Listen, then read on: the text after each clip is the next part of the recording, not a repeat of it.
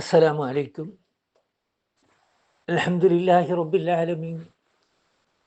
الصلاة والسلام على أشرف المرسلين سيدنا محمد رسول الله صلى الله عليه وسلم وعلى آله وصحبه أجمعين. أما بعد.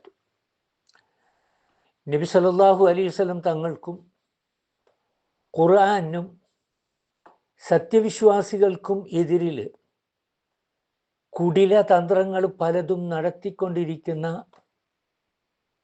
ഈ മുശ്രിക്കുകളെ അള്ളാഹു ഭൂമിയിൽ ആഴ്ത്തിക്കളയുകയോ ഓർക്കാപ്പുറത്ത് അവർക്ക് വല്ല ശിക്ഷയും നൽകുകയോ അവർ അങ്ങുമിങ്ങും വന്നുപോയും കൊണ്ട് സ്വൈരവിഹാരം കൊള്ളുന്നതിനിടക്ക് അവരെ വല്ല ശിക്ഷയും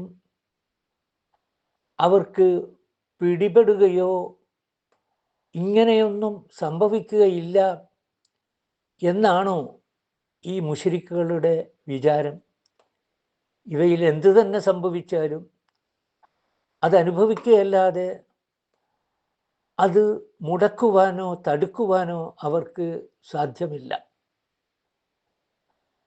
അങ്ങനെയൊന്നും സംഭവിക്കുകയില്ല എന്ന് സമാധാനിച്ചിരിക്കാൻ ഒരു കാരണവും അവർക്കില്ല. കാരണം ശിക്ഷിക്കപ്പെടാൻ അവർ തികച്ചും അർഹരാണ്. അല്ലാഹു സുബ്ഹാനഹു തആല മറ്റൊരായത്തിൽ പറയുന്നുണ്ട്, വലാ തഹ്സബന്നല്ലാഹ ഗാഫിലൻ അമ്മാ യഅമലു ളാലിമൂൻ. അക്രമികൾ ചെയ്തുകൊണ്ടിരിക്കുന്ന കാര്യങ്ങളെ സംബന്ധിച്ച് അള്ളാഹു അശ്രദ്ധനാണ് എന്ന് താങ്കൾ കരുതിപ്പോകേണ്ടതില്ല. മറിച്ച് അവർക്ക് അവരുടെ അവസരം നീട്ടിക്കൊടുക്കുകയാണ് അള്ളാഹു സുബ്ഹാനഹു തആല ചെയ്യുന്നത്. അള്ളാഹു സുബ്ഹാനഹു തആല നമ്മെ എല്ലാവരെയും അവൻ്റെ സച്ചരിതരായ അടിമകളുടെ കൂട്ടത്തിൽ ഉൾപ്പെടുത്തുമാറാകട്ടെ.